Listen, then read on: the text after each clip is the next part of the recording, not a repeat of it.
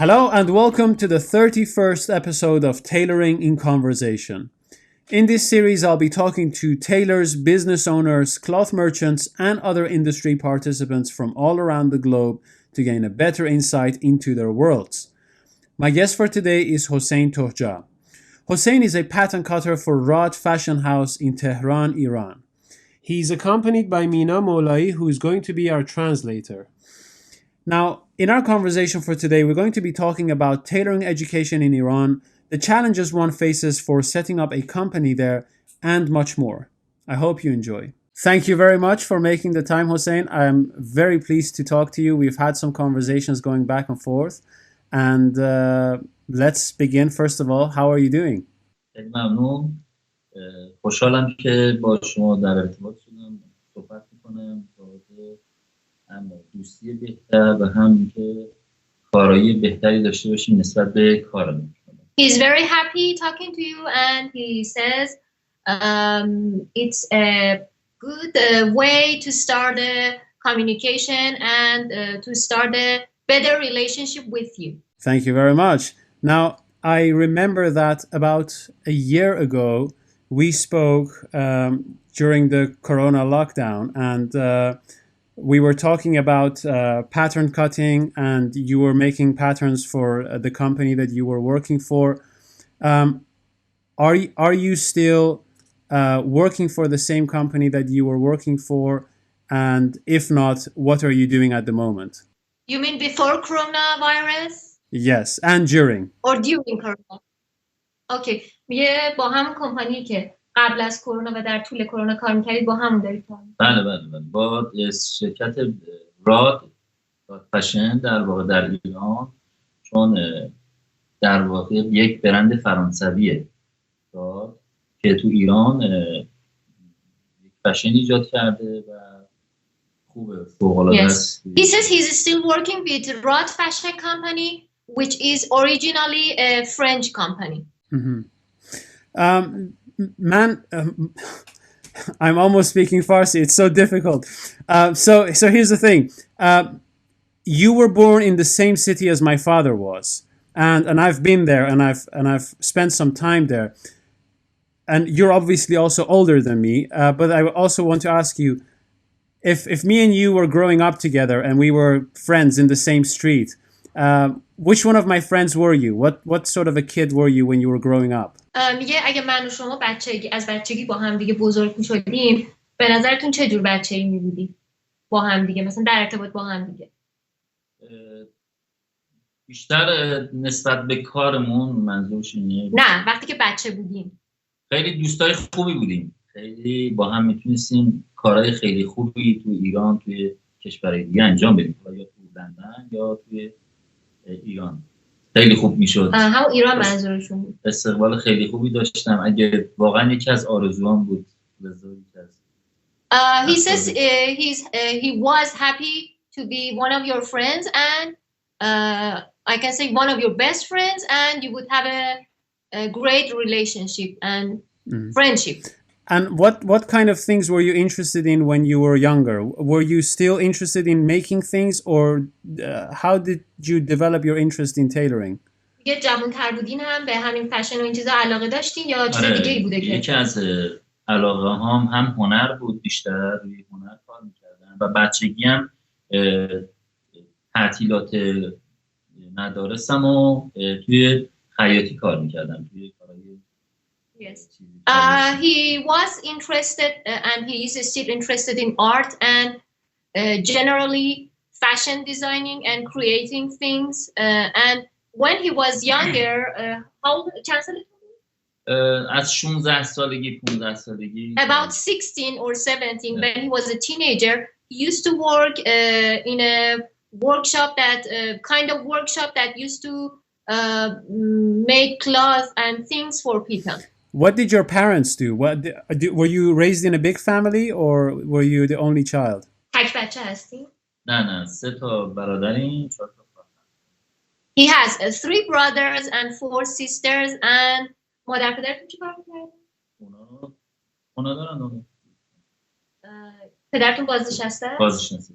His father is retired and his mother is a housewife. And what did your father do when he was younger? قبل از اینکه بازنشسته بشن چیکار کرد؟ کارمند بودن کارمند. Yes, he was an employee. Okay.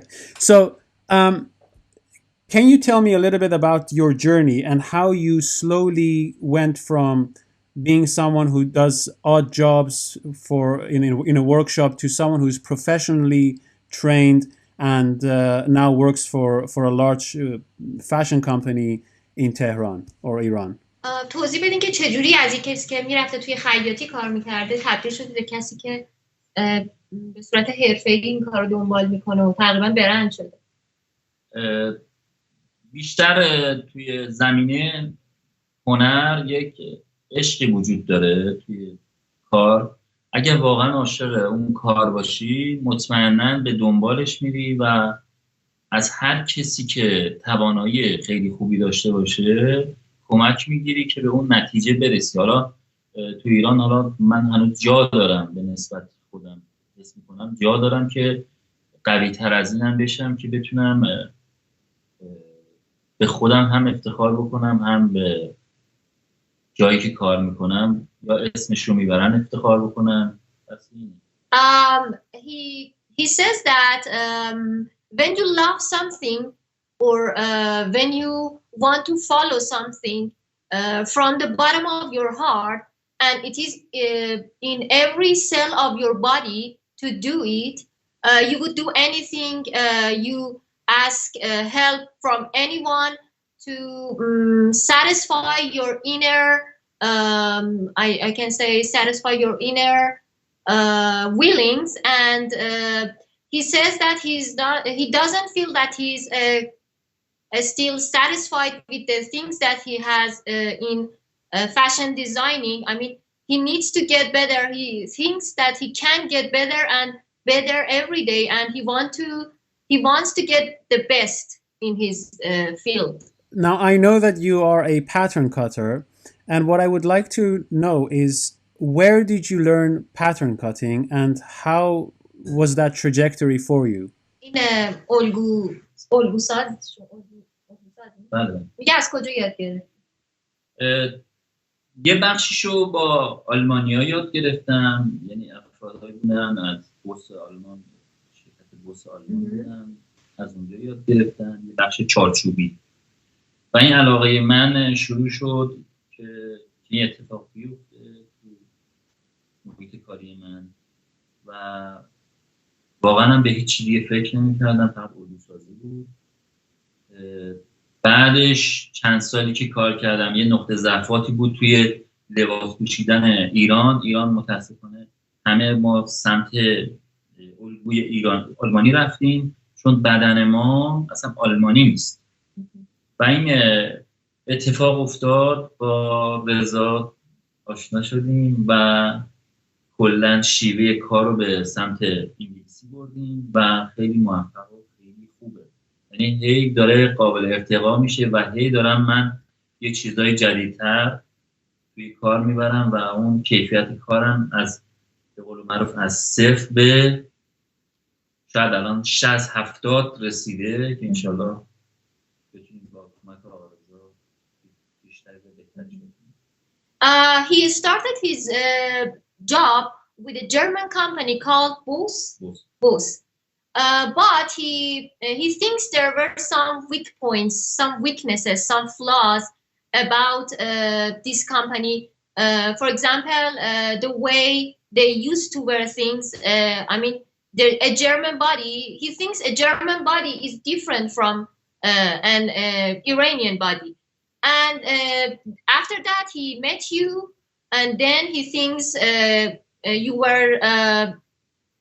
were like a great inspiration to him, and he's much better than he used to be, and he thinks he's about 60 or 70 from 100 now. Now, this is very interesting. You say a German body is not the same as an Iranian body. I think that's a very fine observation. How did you get to that observation? میگه چطور به این مسئله پی بردین که یک بدن یک فرد آلمانی با یک ایرانی متفاوت؟ خب هم از طریق کارهایی که از اروپا به وارد ایران میشد متوجه میشدم، چون وقتی یه کار انگلیسی رو میپوشیدم، خود شخصی من میپوشیدم، خیلی خوب و راحت بودم توش. و اینکه کار آلمانی رو میپوشیدم، نه، اون ریزش های زیادی داشت و اون حس خوب و به نسبت یه کت خوب نمیداد. شاید تو بدن آلمانی ها مشکلی نداشت، ولی تو بدن های ما این اتفاق واقعا میافتاد. به نظر من توی دنیا با هر الگوی مختص خود همون کشور باید باشه، نه یک کشور دیگه از یک کشور دیگه وارد، چون اصلا آناتومی انسان ها فرق میکنه. He says that when they used to import things, I mean coats or things like that from London, they were very comfortable and it was so good. But when they used to import, for example, German coats, it didn't really feel like it, and it wasn't really comfortable.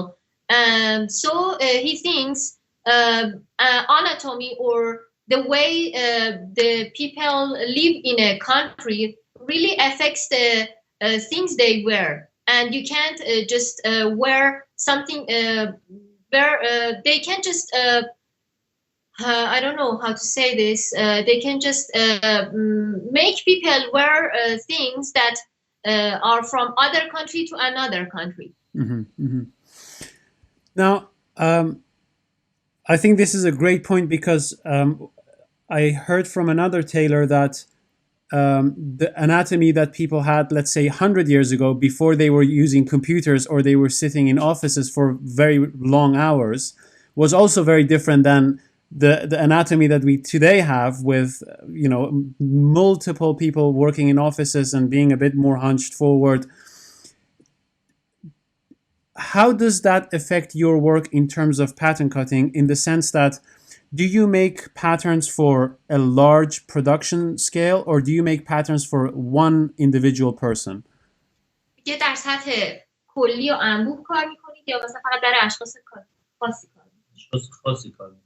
VIP بحث ما انبوه کار نمیکنیم. کارخونه ها مخصوص تو ایران، مخصوص کمپانی‌های بزرگ انبوه کار میکنن، ولی ماها توی بخش کوچیک کارهای شخصی و هم VIP کار میکنیم. افراد خاص، پولدار یا مثلا به قول معروف بازیگرا یا فوتبالیستای معروف ایران. It's not actually big business, and he doesn't do this for companies or things like that. Just very private people, very rich people, for example, artists, actors, and people who can afford this kind of coats or things like that. I've spoken to other Iranian pattern cutters as well, and what seemed to be consistent was that most of them learned the German systems like Müller and Son and I think Rundschau. Why do you think that the German systems are so popular in Iran? به نظرتون چرا سیستم آلمانی انقدر تو ایران معروفه؟ سیستم همون نحوه دوخت و دوز و برش و ایناشون. مشکل اینه که فرهنگ سازی نشده. الان به این نتیجه رسیدن که این درست نیست. ولی چون ما زمان شاه یا زمان قبل از انقلاب کددوزای دستدوزای خیلی زیادی داشتیم و اون ترفنداشون ترفندای انگلیسی و اینکه اومدن یه نشأتی از ترکیه گرفتن. فکر کردن اگر از ترکیه همون الگوی آلمانی وارد ایران بکنن مشکلی پیش نمیاد تو ایران. ولی الان متاسفانه همه کارخونه‌ها، شاید 90% کارخونه‌ها به مشکل همین الگو برخوردن و نمیتونن از این جلوتر برن و ترفندش هم واقعا خیلی ها نمیدونن. ولی من وقتی میرم یه کارخونه اعلام میکنم این اتفاق میفته و الگوی انگلیسی که شما آقای مستر رضا شما رو ما یاد دادی و اینو اجرا میکنن، واقعا به این نتیجه میرسن که این درست ترین کاره. درست ترین کاره که به سمت الگوی یا انگلیسی یا ایتالیایی برن، چون یا خودشون یه الگو رو بسازن. کارخونه متاسفانه الگو رو نمیسازن، الگو رو خریداری میکنن. یعنی الگو رو از یک کشوری دیگه وارد میکنن. الگو ساخته هیچ کارخونه توی ایران الگو رو نمیتونه بسازه و این شده یه موزلی توی کارخونه‌های ایران و موزلی که برشکستگی به وجود آورده. نه میتونن صادر بکنن کارو، نه همون استقبالی داره توی کشور. یعنی خود مردم عامیانه هم نمیپوشن. A big problem with Iranian companies is that they just copy the patterns from other countries and they do not create their own pattern.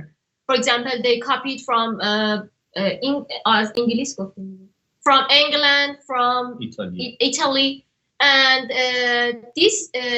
this problem is leading them to bankruptcy and is a big problem-making issue. And دیگه چی گفتین داره موزل ساز میشه؟ بله، موزل ساز. اگه بتونن خود کارخونه ها خودشون بسازن الگو رو، چیزی که ایران میپوشن، عامه پسند باشه، مشکلی نداشته باشه، شدنیه. ولی متاسفانه این زمان بره و شده موزل توی کارخونه ها. Yes, the only key to for these companies, for Iranian companies, I mean, the only key for them to get better is that they have to create their own pattern. They should not copy these things. And if they can do this, they can get better and they can attract many people to buy their products. ایران بیشتر روی تجهیزات، ماشینالات خیلی خوب مانور دادن. متاسفانه روی الگو اصلا مانوری نداشتن. The only thing that Iranian companies care about is machines and things like that, and they do not really care about patterns. Why do you think that is? Because when it comes down to production, a lot of emphasis is placed on how something is made. And like you say, and this is not, I don't think this is just in Iran, I think this is in a lot of countries, they don't pay that much attention on the pattern, even though the pattern is one of the most important parts of a successful garment. Why do you think that in Iran at the moment, people don't spend that much time on making and developing the patterns? خب میگه به نظرش تو کشور دیگه هم همین مسئله وجود داره که بیشتر به ماشین آلات و این چیزا تجهیزات اهمیت داده میشه و به نظر شما چرا این مسئله وجود داره تو ایران که به الگو اهمیت چندانی داده نمیشه؟ ایران خیلی از سرمایه گذاراش خیاط نیستن. یکی از معضلات اصلی اینه که اولین نفری که سرمایه گذاره به هیچ عنوان خیاطی و بلد نیست. یک سرمایه گذاره و این میره، چون خود سرمایه گذار میره توی کشورهای دیگه نگاه میکنه، توی کارخونه فکر میکنه اگه ماشینالات هم میشه تبلیغ برای کارخونه، هم سودهای کلان براش خواهد داشت، هم سود، همین که راحت‌تر میتونه به نتیجه برسه. برعکس در اصل. Many investors of these companies in Iran go to other countries and they feel if they just buy these machines and start this business, they will be very successful. They're gonna profit a lot of money. And the thing is, they don't really know anything about fashion and designing and such things. And that's the problem of these investors. Now, when you say that the investors don't have the background that they need to have in order to successfully set up a company, how about workforce? Can they employ people who are specialists and do have a tailoring background? میگه اگه مثلا کسانی که تو این زمینه تحصیلات آکادمیک و مثلا حرفه‌ای باشن استخدام کنن چی؟ بازم تأثیری داره یا نخواهد داشت؟ تأثیر داره، ولی خب خود سرمایه گذار ترجیح میده یک نفر الگوساز رو از کشور دیگه وارد بکنه تا یک نفر تو ایران رو استخدام به این کار بکنه، که خود سرمایه گذار فکر میکنه اگر از یک نفر از یک کشور دیگه وارد بکنه زودتر به نتیجه میرسه. فکر کنم این اشتباه کامله.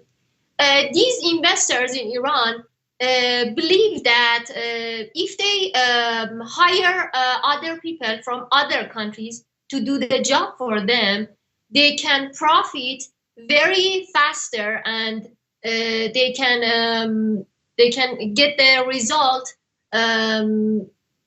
as soon as they just start the business. So that's why they don't hire people from our own country. Mm-hmm. How is the tailoring education or the possibilities for learning tailoring in Iran at the moment? I mean, I know that some countries have, for example, maybe a school or two which is officially recognized as an institution where you can learn tailoring. But then some countries have less of that and they have more private lessons. How is the landscape in Iran at the moment? میگه دانشگاه‌ها یا مثلا مؤسسات تخصصی هستن که بشه توش مثلا همین خیاطی و این چیزا رو دنبال کرد به صورت حرفه‌ای؟ نه، نیست. عملاً یعنی وجود داره، ظاهراً وجود داره، یعنی دانشگاه هست، طراحی‌های آموزشگاه زیادن تو ایران، ولی لحاظ عملیاتی هیچ نتیجه‌ای تا الان ندیدیم و نمیدن. There might be some institutes or some I don't know, some college that are considered to be a place where you can learn actually tailoring or fashion designing, but practically they do not teach their students anything. Mm-hmm. So I'd like to go back a little bit to one of the questions I asked earlier, and I'd like to have some sort of a specific answer. Where specifically did you learn your craft, and what sort of teachers did you have? How did you learn the skills that you have learned now? خودتون چجوری به صورت حرفه‌ای یاد گرفتین و چه جور معلم‌هایی داشتین؟ یعنی dانشگاه خاصی رفتن؟ نه، دانشگاه نرفتم، تجربی بود بیشتر. Yes, he doesn't have any academic teaching, I mean educations and تجربی بود و اینکه کسایی که اینجا بودن تو ایران الان فوت کردن، ولی خب تو ایران کتاب نوشتن، 25 سال 30 سال توی فرانسه بودن یا توی دانشگاه اونجا درس میخوندن و اومدن ایران، اصالتا ایرانی بودن. بله، و ایرانی بودن و کتاب نوشتن. آقای آشتیانی، حالا اسمشون بودن، فوت کردن و ایشون و آقای قلی‌پور و آقای آشتیانی با هم بودن. من یه دوره 20 روزه هم پیش اونا بودم. اونا میگفتن که اگر میخوای بهتر بتونی به نتیجه برسی از لحاظ دوخت دوز کت اینجا تو ایران، بایستی اندام شناسی رو خیلی خوب بشناسی. یکی از توی اوایل کتابشون هم همون اندام شناسی هست، بخشیش دوخت دوز تکرار شده واسه یک نفر، یا مثلا بیشتر روی ایرادات اندامی کار بکنی بیشتر موفقی تا علمی چارچوب به شما یاد میده. He claims that experiment is much more important than academic education, and he says that there was a man called Mr. Ashtiani that he has written many great books.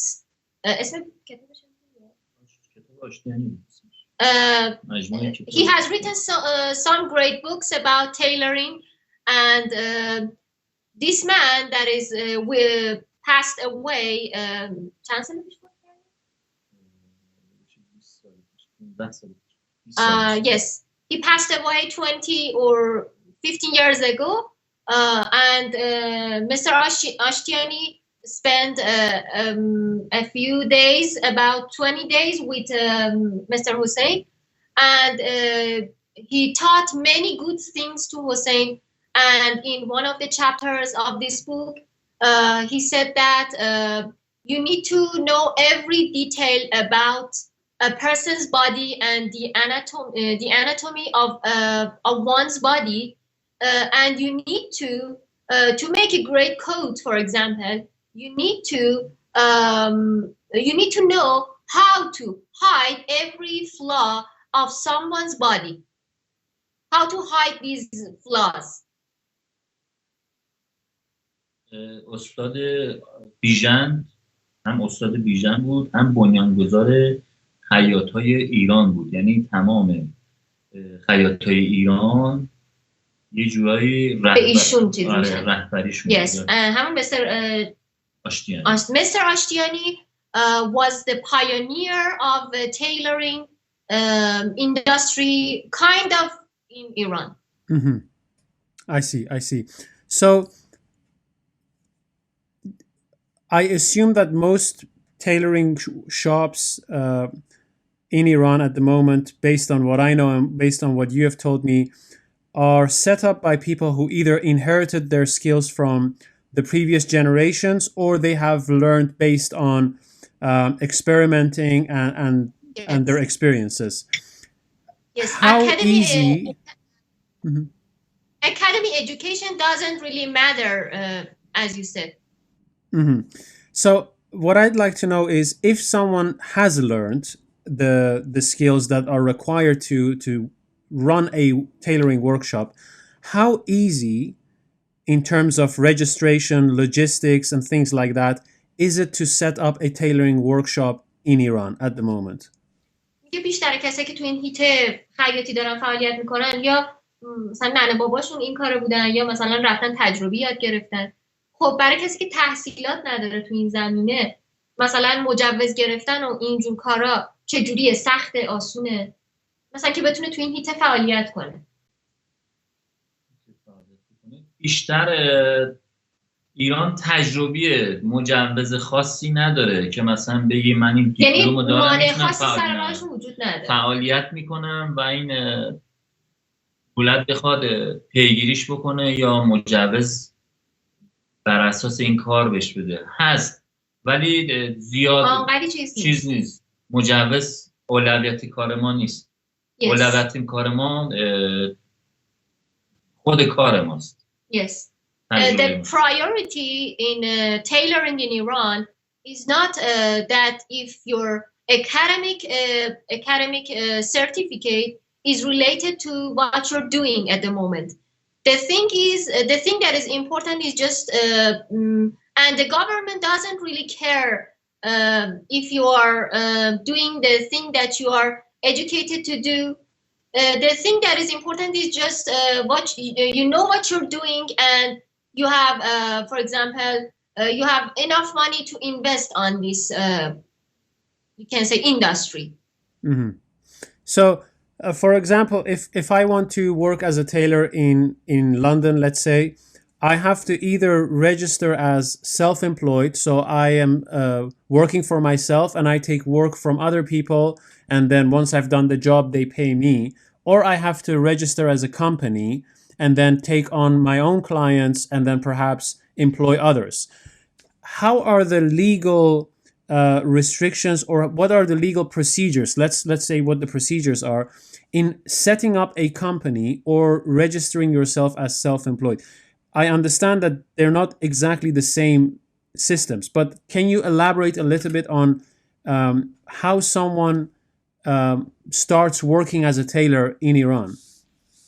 Whether it's a company or an individual. یه نفر که بخواد کار خیاطی رو شروع کنه، حالا چه به عنوان یک کمپانی، یه مثلا مؤسسه خیلی بزرگ مثلا هاکوپیان و اینا، چه به عنوان یه فرد که خودش میخواد کار کنه، چه جوری میتونه کارشو تو ایران شروع کنه؟ اولش که بایستید یک تجربه توی کار داشته باشه، بعد میتونه به صورت زیرزمینی کار بکنه یا داخلی یا خونه یا کارگاه چیز مخفیانه کار بکنه، مشکلی نداره. میتونه از بازار سفارش بگیره و اینو یکی یکی شروع کنه به هم خودش کار بکنه هم نیرو اضافه بکنه. یکی این روشه، یکم روش دوم اینه که مغازه بزنه، پارچه بخره، ویترین بزنه و اینکه شروع بکنه به فعالیت کاری. بعد یه مدت میتونه راحت‌تر مجوز بگیره با رنج قیمتی که تو اون محیط کارش هست یا منطقه شهر هست، قیمت گذاری بکنه و شروع کنه به فعالیت. یکی از مشکلاتی که ما داریم شوه که مردم خیلی ها از خیاط خیلی خوبی داریم توی ایران که واقعا توی ایران توی دنیا به نظر من حرف دارن واسه گفتن، ولی متاسفانه بحث مطرح شدن، بحث تبلیغات. Mr. Hossein says that in Iran there are two ways that you can start a business as a tailor. One is kind of secretly. You can start at home or in a small workshop that nobody knows about it.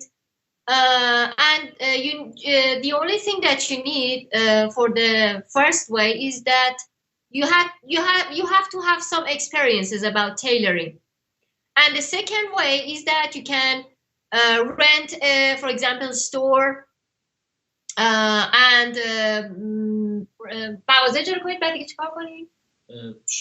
پارچه بگیریم، buy some textiles and ویترین بزنی و اون مجوز بگیری و get a permission, get a legal permission and بیشتر مشتری‌ها اون لحظه گذری میشن، مثلا از یه خیابونی دارن رد میشن میبینن خیاطیه میان سفارش میدن. And then you can see if customers want to order something or not.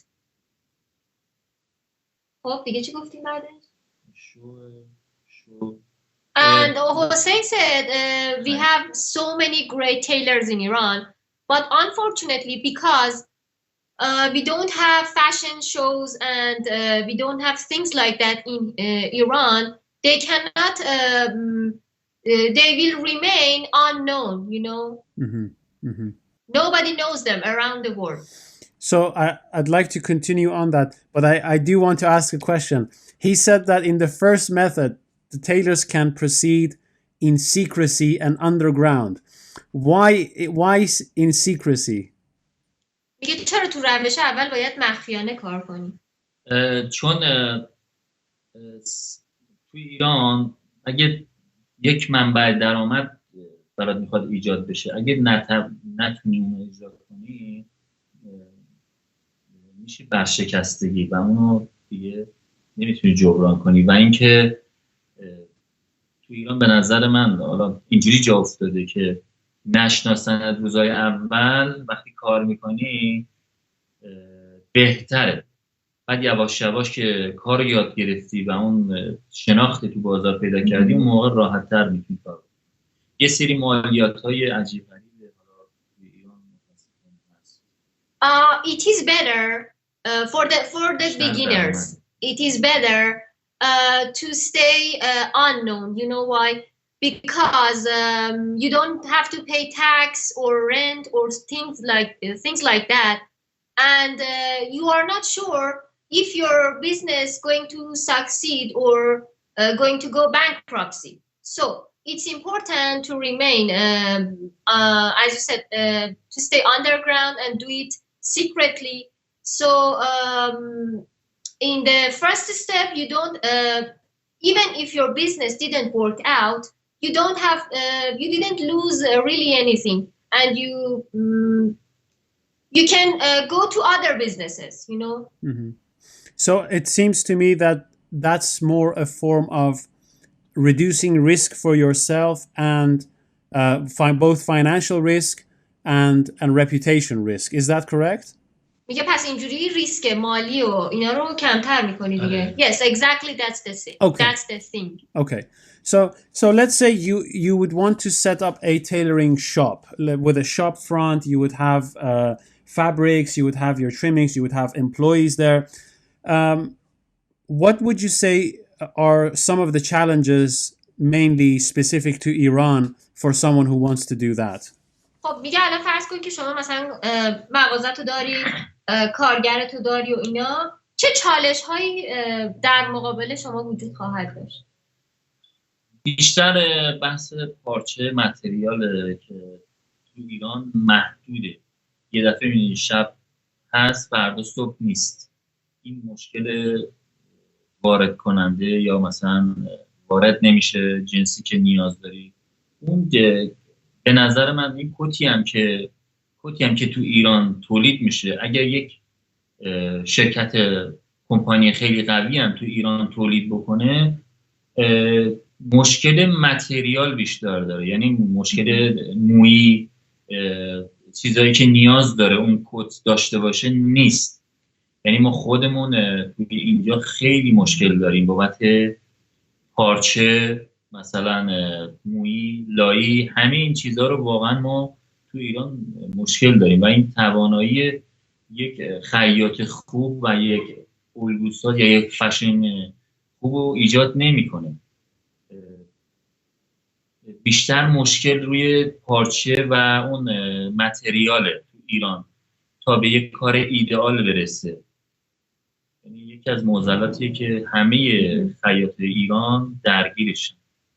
The most important issue for many of the tailors in Iran is fabric and the materials they need. Unfortunately, Iran is under sanctions, you know. So many kinds of things that they need cannot be imported to our country. Okay, so even if they are the best tailor, without those kind of facilities, those kind of things, they cannot really express themselves. They cannot really make great things, make something that is equal to their qualifications. Mm-hmm. Yes, that is a very difficult problem, I would say. I know that the city where you're originally from used to be very, very famous for the textile production that it had some years ago.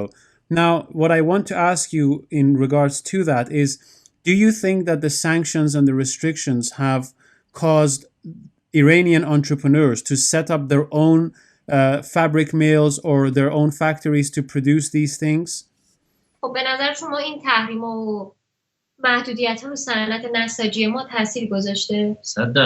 چون هیچ چیزی وارد نمیشه. لازم کمپانی‌های بزرگ نساجی همه درگیر شدن. این در اصل هیچ متریال اولیه، مواد اولیه وارد ایران نمیشه. مثلا نخ یا ماده نساجی یا رنگش یا اون تنوعاتی که باید بدن ندارن تو ایران. یکی از معضلات اونه. یکی هم که مویی که مثلا تو ایران ساخته نمیشه مجبوری ما تو کشور دیگه وارد بکنیم، ولی اونم به خاطر تحریم نمیتونیم. اگر این اتفاق بیفته، یعنی تحریم نباشه، ایران لحاظ کیفیت کاری 100% میشه. یک به خاطر قدرت نیرویی که داره تو ایران، یکی هم که به خاطر اینکه دوختای خوبی میتونیم بزنیم، ما مشکلی نداریم با اون. مثلا دوخت ما تو ایتالیا، توی انگلیس، هر جوری باشه در اصل یک جوره، هیچ مشکلی نداره. یعنی هم سطح میشن. بعد قیمت کار ما به نسبت کشورهای دیگه صفر، خیلی پایینه و این ایجاد میکنه که کشورهای دیگه هم استقبال بکنن از این محصولات ما. ولی خب فعلا ما تحریم هیچ کاری نمیتونیم. If these sanctions and as you said or limitations didn't exist, Iran is a great country for this industry. I mean, tailoring and things like that. Because first of all, there are two obstacles in front of Iran's tailoring system. One is that the materials they need doesn't exist in our country. We need to bring them from other countries. And the other thing is that گفتیم موزل دومش چی بود؟ گفتیم وارد نمیشه و تولید نمیشه. Yes. Yes, we don't have in Iran, they don't have things that they need. For example, thread, buttons, or things like that. And if there weren't these obstacles, Iran could be one of the best countries, and our products could be as good as Italian products or German products and other countries. And a good thing is that in Iran, the expenses for making things like that would be very lower than these other countries. For example, Germany or countries like that. بین 300 پوند تا 250 یا 200 پوند تولید میشه. بیشترین تولیدش قیمتش. Imagine you want to buy a coat in Iran. In other countries, you have to pay more than کشوری دیگه بودن چقدر باید بدن؟ 6500 پوند. In other countries, at least you have to pay about 6,000 pounds for a coat. But in Iran, you can have that coat, for example, for about for about $300 or pounds. این ایجاد میکنه که بتونیم یه صادرات خیلی خوب داشته باشیم برای کشور دیگه با همون متریال و همون کیفیت کاری. Yes, if sanctions didn't exist, we could start we could take over the exporting. We could take over the exporting industry. Mm-hmm. We could control the whole business. Mm-hmm, mm-hmm. Now, the things that you described in terms of the sanctions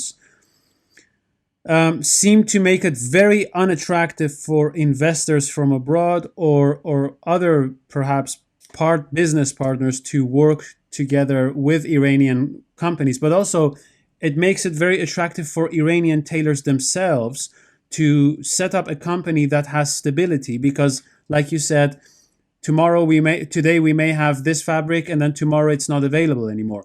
What sort of remedies have the Iranian workshops found to work their way around those problems? میگه برای اینکه بتونن این مشکلات رو از سر راهشون بردارن چه تدابیری اندیشیدن، چه راه حل هایی پیدا کردن، مثلا همین نبودن پارچه و این چیزا رو. مجبوریم با پارچه های مثلا بی‌کیفیت چینی استفاده کنیم. Yes, they use low quality Chinese fabrics instead of those things that they could have. بخشش ایرانیه که اونم به علتی که مواد اولیه‌اش وارد ایران نمیشه، اونم بی‌کیفیت تقریبا، ولی با گفتم موزل اصلی همون متریاله که موزل اصلیه و اون کار بی‌کیفیت میشه. دوخت همون دوخته، یعنی شما اگه یه پارچه انگلیسی به ما بدین با همون دوختی که ما میزنیم تقریبا میشه گفت همونه، ولی چون میاد روی پارچه‌های بی‌کیفیت این چینی و مثلا ایرانی و کلا اصلا نابود میشه، کلا اون چیزی که تو ذهن اون یه هنرمنده یا اون فشنه یا اون کسی که طراح اون کاره، اون چیزی که تو ذهنشه متوقف داره، درست در نمیاد، کامل نیست. The only thing that they can do is just use low quality Chinese Iranian fabrics, but even if they do that, they cannot have a great result with in comparing to a high quality fabric. and what you get at the end is not comparable with what you could get from a high quality fabric. Yes, I think that makes it very difficult because you turn into a spiraling downwards of quality, and so every new thing is going to be slightly worse than the previous one until it gets so bad that it's difficult to arise out of that. Now, I know that you also do pattern cutting on the computer and you make your patterns digitally.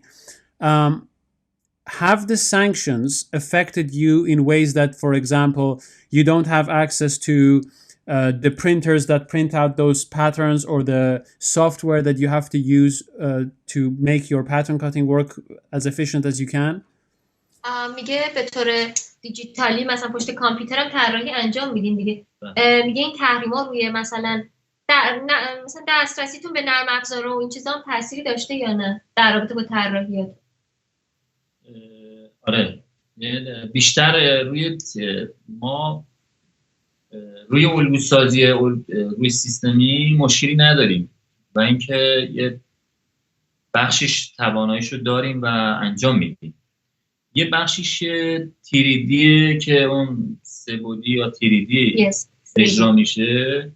یه بخشی ما یکی از برنامه‌ها چند تا از برنامه‌هاش مال کشوریه که کلا با ما در ارتباط نیستن، مال اون کشوراست و اون شده یه موزلی که ما نمیتونیم اون پارچه و اون چیزی که قبل از دوخت و قبل از برش تست بزنیم که مثلا عکسشو بگیریم ببریم روی سیستم بعد تیریدیش بکنیم روی بدن یک شخص یا یعنی با فیلتر شکن اینا نه نیست، اجراش بکنیم که قبل از برش یا دوخت ببینم چه شکلی به ما میده، اونو نداریم تو ایران. نه میتونیم اجرایش بکنیم، نه اینکه میتونیم برنامه‌اش هم نمیتونیم نصب بکنیم چون واقعا قفله. There's this app or I can say program that is اسم برنامه‌اش نمیدونی چیه؟ TD Max or something, he doesn't really remember. This program helps these tailors or fashion designers that before they cut a fabric, they can see the result of their work in 3D, yeah, and it is exactly what they would have. But after sanctions, this program is completely banned and they cannot use it at all. Even if they have these VPNs or things like that, they still cannot use this program. So, if you do work with any programs or softwares, are you restricted to the countries that produce them, or are you restricted to the countries that are willing to buy it from another country and then license it to you? How does that work exactly? میگه از سمت کشوری که اون اپلیکیشن اون برنامه مثلا صاحب امتیاز اون اپلیکیشنه محدود شدین یا از سمت کشوری که امتیازش دستشه؟ یعنی خود کشور اونو چیز کرده دیگه؟ نه چیزی که محدودیم تحریمی روش نمیتونی واردش بکنیم و اینکه نه در مورد چیزا داریم میگیم ما نرم افزارا داریم میگیم. آره از کشوری که مثلا مثل ایتالیا بخوایم واردش بکنیم یا برنامه‌شو بگیریم چون هم قیمتش بالا تموم میشه و اینکه کسی که بخواد آموزش بده به ما که نتیجه رو به ما بده نیست تو ایران و اینکه روی ایران هم سرمایه گذاری یعنی حتی اگر نصبش هم بکنی بی نتیجه است. Even if they are even if they be able to install such programs or softwares, there is no one to teach them how to use this program or software. And گفتین یا کسی نیست آموزش بده یا چی؟ And the second thing is that most of them are very pricey and expensive. Okay. Now, let me ask you something perhaps a bit more brighter. How is the future looking for you? What plans do you have for the future? What visions do you have for your work, and how would you like to see perhaps your profession develop in the next, let's say, 5 to 10 years? با همه این مطالبی که گفته شد آینده خود کاری خودت رو تا 5 یا 10 سال آینده چجوری می‌بینی؟ با همه محدودیت‌ها و در واقع دارم یک می جنگم با کار. خب روز به روز چون داریم به نتیجه خیلی خوبی میرسیم، به نظرم خیلی خوب میشه. حالا هم سنم، چون اینجا تو ایران هرچی سنت میره بالا به اعتبار بیشتر میکنن. یعنی وقتی موام سفید بشه و پیر بشم تو این قضیه فکر کنم You're getting bald instead of getting white, yes? پیر بشم فکر کنم چون اعتماد بیشتر میکنن و کار بهتر میتونن اجرا بدن، مثلا توضیحات بهتر میتونن. ولی الان یکی از مشکلات من همینه، فعلا سنم کمه. وقتی میرم میگم که این بایستی تو ایران این اتفاق بیفته، میگن چون تجربت پایینه زیاد به اعتماد ندارن. ولی خب من به خاطر دل خودم، حسی که به نسبت به کار دارم و عاشق کارمم، روز به روز خودم رو بهتر میبینم. یعنی هر روز یه کارهای جدیدتر، ایدئالتر. و این یک برنامه ایجاد کردم توی فشن که بدونی که فقط عکس نفر رو به من میدن و سایز اندازه فیکس بدن. یعنی سافت‌ور طراحی کردین در واقع؟ طراحی کردم که فیکس بدن اندازه میگیرن، به من تحویل میدن، عکس نفرم برای من میفرستن و اونو من برش میزنم با اون ترفندایی که توی کار و تجربه بود دست آوردم انجام میدم و تحویل فروشگاه یا نفر که میدم به هیچ عنوان دیگه دست نمیخوره. یعنی بدون ادیت، بدونی که پرو بکنه. به این نتیجه رسیدم. خیلی هم استقبال شد توی هم بخشی که الان مجموعه راد دارم کار میکنم، بخشش اونجاست و بخشی هم که مشتری خود من، به مشکل نخوردم تا حالا، مگر اینکه بخوان تنگ چیزو یه ذره بخوان تنگترش بکنن، فقط همین، نه فقط دکمه. Despite of all these sanctions and limitations, he's very hopeful about his future. And recently he has done something really interesting. It's a kind of technique that he has. He just size someone.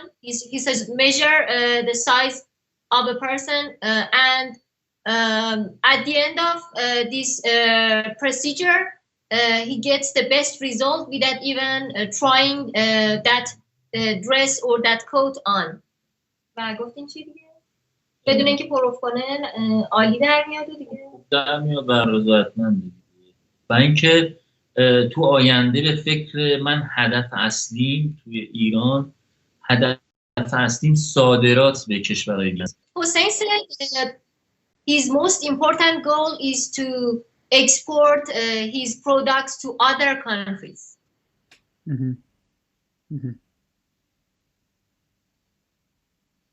چالش‌های زیادی هم برخوردم، ولی خب دارم روشون کار میکنم یکی یکی. And he's working on the challenges that he's facing.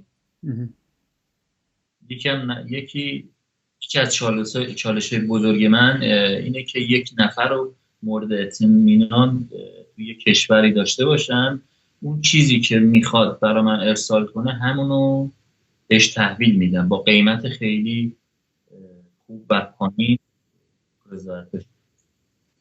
Yes, and he wants someone reliable in any other countries that he can you can say he can give him something that he wants or she wants with much lower price. Okay, let's do a speed round. So I have a few words here for you, and I'll give them to you, and you tell me in one word the first thing that comes up your mind. چیزایی که میگه اولین کلمه که به ذهنتون رسید بگید. Okay. The most difficult thing in tailoring. سخت‌ترین چیز تو خیاطی.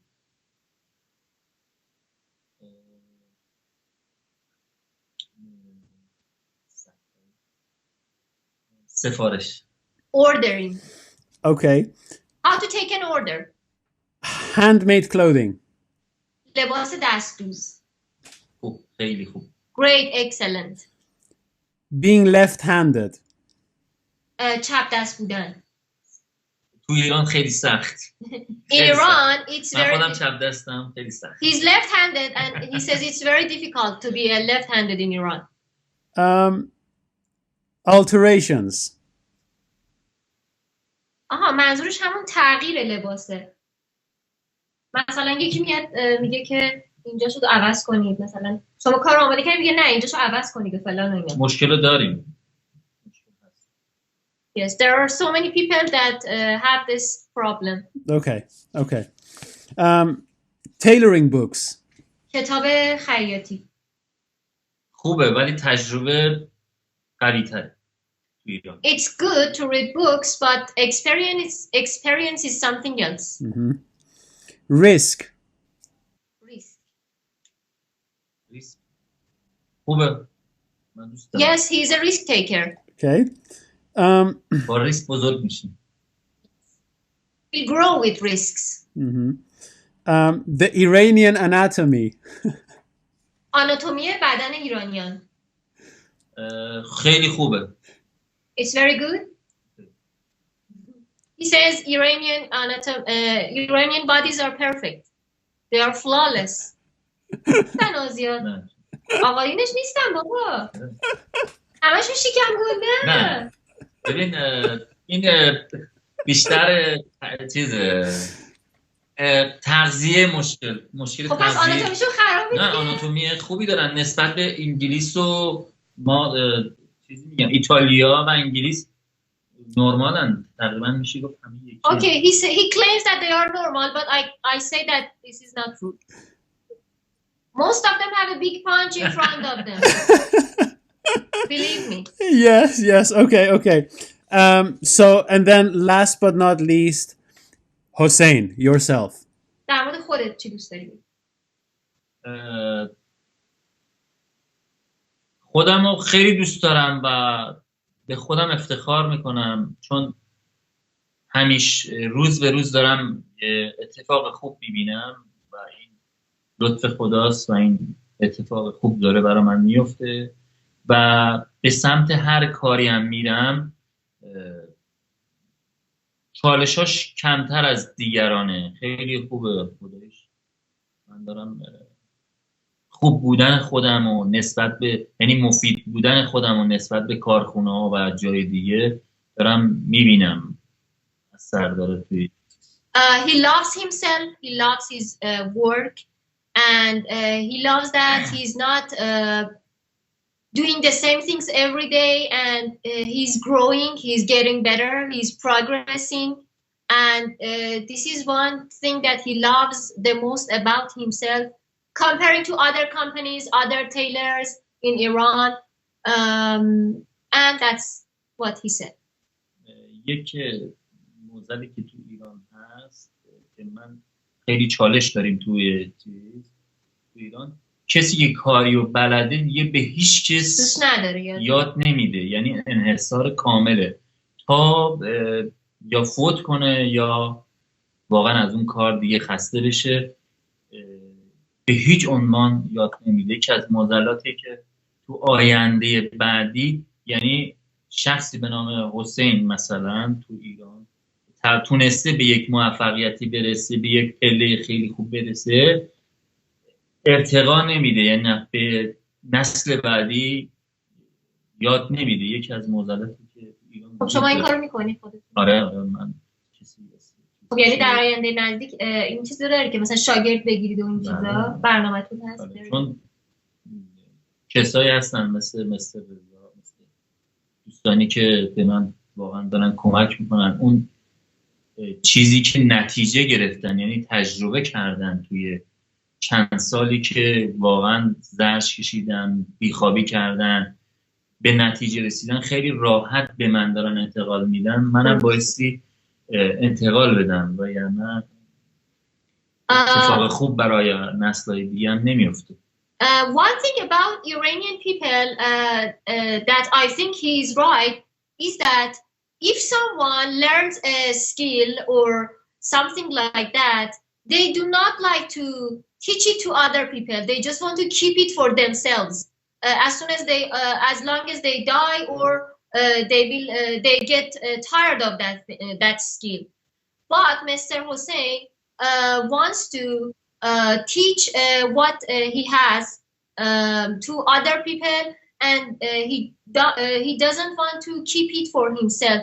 He wants everyone to learn what he has learned. Mm-hmm. I think that's a good message, and perhaps a good place to end the conversation. I'd like to thank you both for your time. It's been great talking to you. Thank you, Reza. And I look forward to speak to you again at some time. Thank you. It was very nice. And that was Hossein. I hope you all enjoyed the conversation. If you'd like to see more of Hossein and that of Raad Fashion House, check out the links in the description of this video. You know, this conversation really made me think of how many elements have to be in place before something can be developed. So, for example, having access to free information flows, multiple softwares, or sometimes even the safety or the convenience of a limited liability company. What do you guys think about this? Please share your thoughts and your questions or any other comments you have in the comment section, as I look forward to see what you think. Until the next time, bye-bye.